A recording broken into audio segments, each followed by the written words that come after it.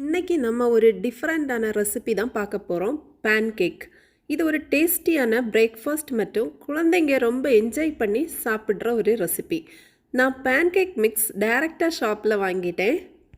தேவையான பொருட்கள்னு பார்த்தீங்கன்னா இந்த பேன்கேக் மிக்ஸ், அப்புறம் பால், 2 முட்டை, 1 டேபிள் ஸ்பூன் வெஜிடபிள் ஆயில், இவ்வளோ தான். எப்படி ஈஸியாக செய்கிறதுன்னு பார்க்கலாம்.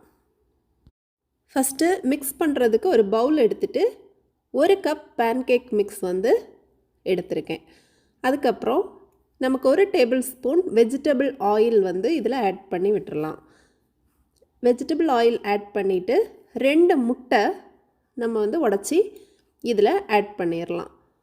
2 முட்டை போதும். 1 கப்புக்கு வந்து 2 எக் வந்து கரெக்டாக இருக்கும். அதுக்கப்புறம் ஒரு விஸ்க் எடுத்து நாம் இதை மிக்ஸ் பண்ணிவிட்டு தேவையான அளவு பால் ஆட் பண்ணி கரெக்டாக அந்த ஒரு இப்போ தோசை மாதிரி செய்கிறதுக்குள்ள அந்த பதம் வாரது வரை நல்லா மிக்ஸ் பண்ணி விட்டுட்டே இருங்க. இந்த பபிள்ஸ் எல்லாமே வந்து கிளியராக போகணும். இதில் வந்து நான் வந்து ஹோல் மில்க் எடுத்திருக்கேன். இல்லை சூடு பண்ணி ஆற வச்சு உள்ள மில்க்கும் சேர்க்கலாம். அப்போ நல்லா வந்து அந்த பபிள்ஸ் எல்லாம் போகிறது மாதிரி நல்லா வந்து நம்ம மிக்ஸ் பண்ணிகிட்டே இருக்கணும்.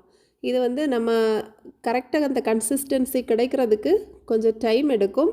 தேவையான அளவு மில்க் வந்து ஆட் பண்ணி நம்ம வந்து நல்லா மிக்ஸ் பண்ணி எடுத்துக்குவோம்.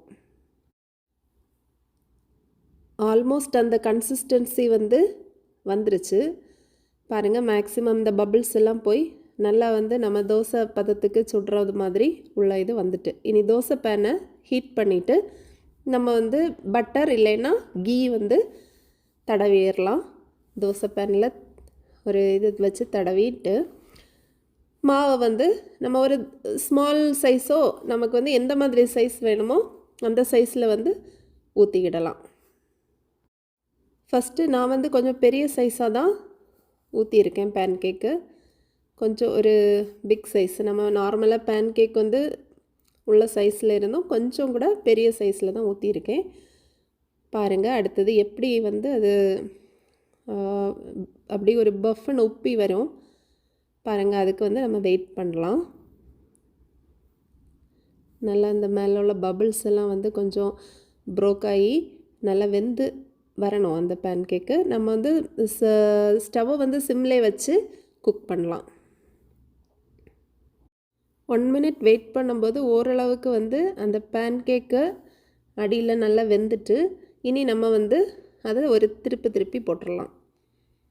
ஸ்லோவாக ஒரு டர்ன் பண்ணி இந்த பேன்கேக்கை வந்து மறைச்சி போட்டுருங்க. நல்லா அது புஷ்ஷுன்னு அப்படியே வரும். பிக்காக அந்த பேன்கேக் வந்து உப்பிட்டு வரும். பார்க்கவே சூப்பராக இருக்கும். இதுக்கப்புறம் வெந்துருச்சு. நம்ம இதை ஒரு பிளேட்டில் ட்ரான்ஸ்ஃபர் பண்ணிடலாம். பாருங்கள் சூப்பராக இருக்குது பேன்கேக்.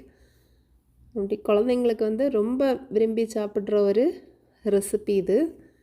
இதில் வந்து ஹனி ஊற்றி நம்ம சாப்பிடலாம். குழந்தைங்க வந்து ஹனி ரொம்ப விரும்புவாங்க. அதனால் பேன்கேக்கும் ஹனியும் வந்து நல்ல காம்பினேஷன். ஸ்மால் சைஸில் வேணும்னா இதே மாதிரி சின்ன சைஸில் செய்து சாப்பிடலாம். ரொம்ப ஃபில்லிங்காக இருக்கும். நீங்களும் ட்ரை பண்ணி பாருங்கள். வீடியோ பிடிச்சிருந்தால் லைக் பண்ணுங்கள், ஷேர் பண்ணுங்கள், சப்ஸ்கிரைப் பண்ணுங்கள். தேங்க்யூ.